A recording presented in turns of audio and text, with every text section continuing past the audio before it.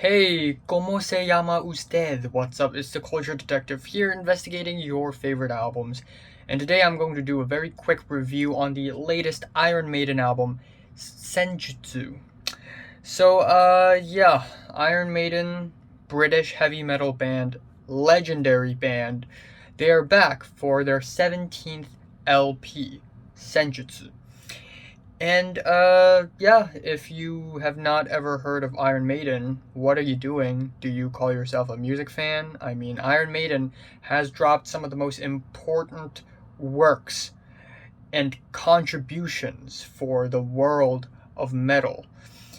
And they have also dropped a few classic albums like Number of the Beast, which I have reviewed on my own channel. Also, albums like Power Slave and The Seventh Son of the Seventh Son. And as glorious and as triumphant as Iron Maiden's discography goes, it's been a long time since Iron Maiden has reached their prime.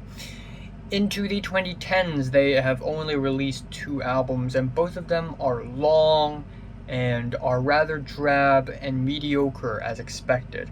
And then, after 7 years between their last album, The Book of Souls, and 2021, they have finally released a new album, Senjutsu.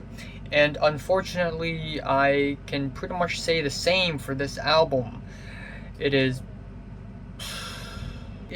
mediocre, it is lackluster, it just doesn't have that very passionate, fiery energy that Iron Maiden's older albums do, and a lot of the songs start to feel redundant and formulaic. I think one of the problems that Senjutsu has is that it is about 90 minutes long. Well, 81 minutes to be exact, but still, that is a very long duration for an album. And long albums are not necessarily bad, but when you do not have a lot of cool, new, refreshing ideas, a long album just suffers. And I think that pretty much sums up all my complaints with Senjutsu, is that it just doesn't have a lot of refreshing ideas or anything. And it's not that I don't like a meat and potatoes, solid throwback heavy metal, thrash metal album. Earlier in 2018, that new Judas Priest album completely blew me away, but it's just that Iron Maiden also at the same time lacks the energy that they used to have. Now, that being said though, I'd say that Nicholas's drumming is still as amazing as ever. It's fast-paced, it's creative, it has a lot of change, and that's really nice. But unfortunately, not much else happens. We have, once again, soaring, screaming guitars. We have very epic, large-sized, grandiose lyrics. We have blast beats, basically one track after another, and the vocals provided by frontman Bruce Dickinson just sounds kinda old and jaded and muffled for some reason. I don't know if it's because of the production or if he is not as skilled as he was before at this stage. But Bruce Dickinson's vocals are just a little muffled and sometimes even buried under the drums and the guitars. It makes it hard to listen to him. And there are also moments in the album where his vocals sort of layer on top of one another, which creates this really rough effect that I totally did not enjoy and I don't think is appropriate for a metal album like this.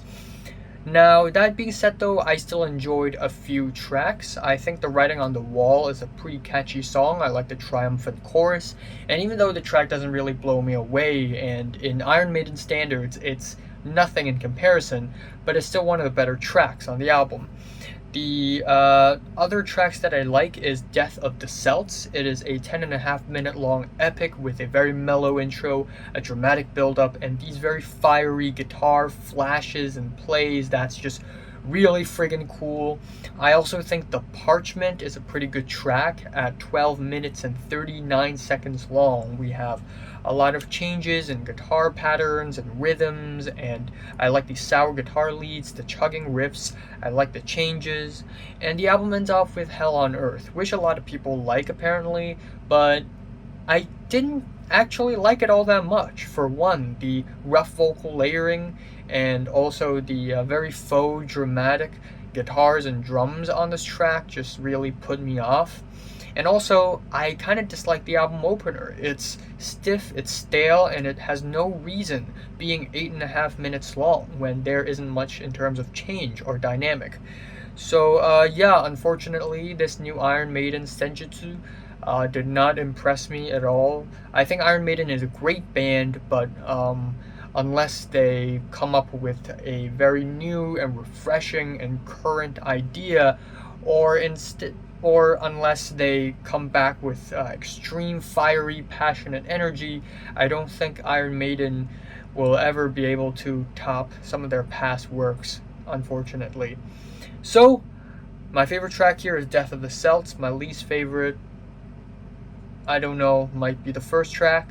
I'm giving Iron Maiden Senjutsu light 6 out of 10. So, have you listened to the latest Iron Maiden album? For 1 to 10, how much would you rate it? Like, and subscribe if you want more. Thanks for watching.